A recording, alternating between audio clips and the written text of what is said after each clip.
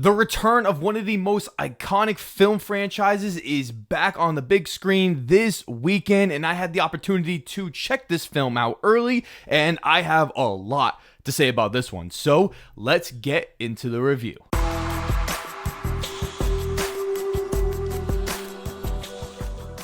What is going on, film fans? It is Brad from Let's Be Real Brad. I talk about movies, TV shows, and other movie-related content. So if that sounds super awesome, then be sure to hit that subscribe button, leave a like on this video, and ring that notification bell so I can see you in a brand new video. Kingdom of the Planet of the Apes is the fourth film in the rebooted Planet of the Apes series and the 10th film overall, and it is directed by Wes Ball, who directed all of the Maze Runner films, and it is set 300 years after the rise of Caesar. Going into this film, I was beyond excited, as I am a very big fan of the Planet of the Apes franchise. This was my fifth most anticipated film of the year, and I was so curious where this story was going to go after this amazing new trilogy of Rise, Dawn, and War just had this perfect ending to it. I wanted to see where they could take this franchise next, and they took it in a very different direction, but still keeping all the things that you love about this new series so far. And with watching the film last night, I have to say that this is another fantastic addition to this series. I would like to talk about the visual effects here because, my goodness, they are fantastic. In case you guys haven't noticed, the Planet of the Apes franchise, for the most part, has had fantastic visual effects, especially when this franchise started off with people dressing up in ape costumes that were excellent for the time, especially in 1968. And now we are in the modern age where we have the tools to make CGI apes, and they have looked fantastic since Rise of the Planet of the Apes, and they just continue to get better and better. And I truly feel that this is going to be nominated for Best Visual Effects at the Academy Awards. War for the Planet of the Apes was, Dawn, Rise, but I don't know if it's going to win it just because it is going up against Doom Part 2, but we'll save that for another video. This is one of those things that I feel like audience members aren't going to appreciate as much as they should, because these apes look, feel, and sound like real apes, and they're in it the entire film. You can tell that there's been so much research and time and effort that has gone into making the visuals of these apes so compelling and real that you as an audience member actually believe that you are seeing real apes. And I just couldn't help feeling it in this one, because this movie has almost all apes and like no humans in this movie, and it is incredibly satisfying to watch, especially when you are able to see all of the human characters interact with these CGI apes. One of my other favorite aspects about this film has to be the presentation, as Wes Ball steps in as the director of this film, taking over from Matt Reeves. But Wes Ball really needed to prove himself here, because he had directed the previous Maze Runner trilogy, and I thought it was pretty average. But the best parts about those movies was the way the film was shot and presented, with a lot of intensity and action.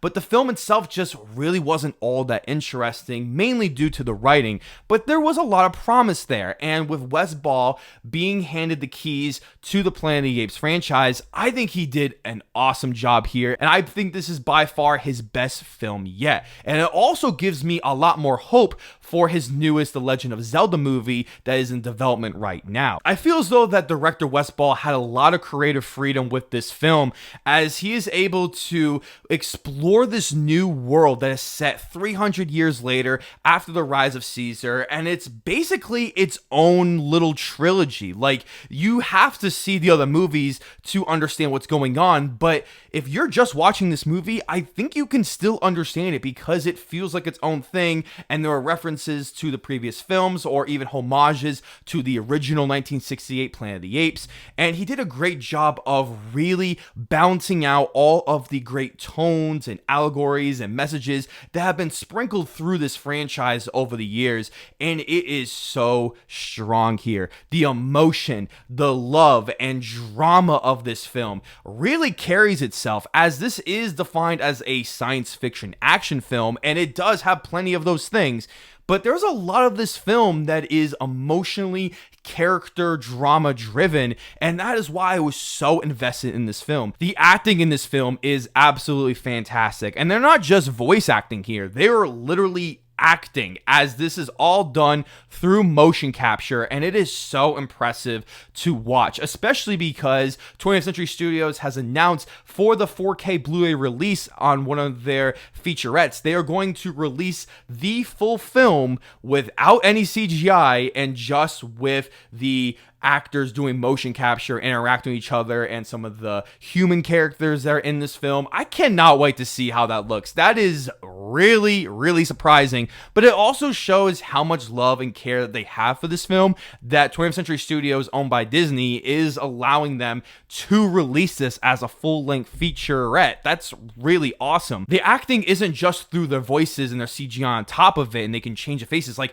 it is all through the body language as well, just like a regular actor. This is some of the things that I appraise with films like Avatar films that, you know, blew up the box office, garnered so many awards, and they're going that same route of using motion capture at its best, and it is some of the best motion capture work I have ever seen. It is absolutely incredible. I believed everything that I was watching on screen. The music in this film is also excellent, as you would expect for the Planet of the Apes films. They usually have amazing music, all the way from the original 1968 film with Jerry Goldsmith's classic score, and with Michael Giacchino's amazing score from the previous film. This score is excellent, and it's used very appropriately. It doesn't feel like the score doesn't manipulate me to feel a certain way. It's very well composed and well written, and it really adds to the epic nature of this film, and I thought it was incredible. As much as I have been giving so much praise to this film, I do have a few negatives here,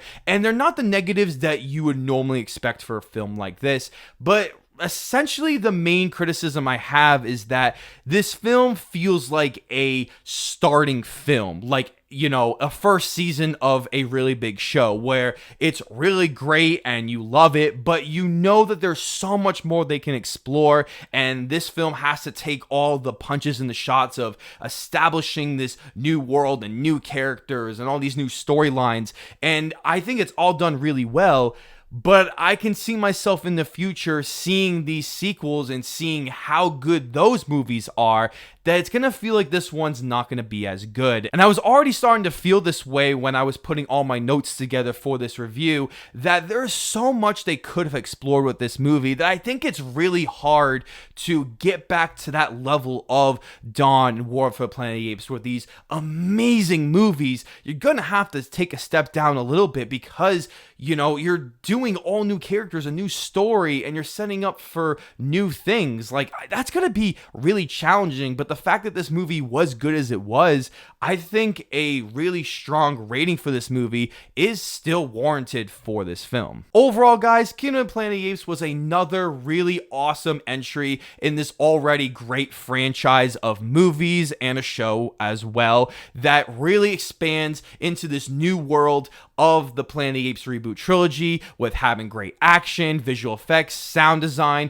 but also having really great characters and writing and presentation, and actually feeling something watching a big blockbuster film like this that doesn't feel like it's just trying to cash in on the Planet of the Apes movie. It feels like it was made with passion. They actually care about the human versus nature versus animal type of conversation that these movies have all had, and I feel like it really expands on this universe, and I can't wait to watch this movie again, and you should definitely go see this in theaters. Even if you haven't seen the other movies, you can still watch this movie and probably want to go back and watch the other films, because this isn't just some stupid ape movie that is a big blockbuster and there's action. There's actually real depth and love to this, and I feel like you're going to get a lot from it if you really pay attention to what these characters are saying, because there's a lot to unravel. So I am giving Kingdom of the Planet of the Apes a strong 7 out of 10. Thank you guys so much for checking out this review. As I want to know below in the comment section,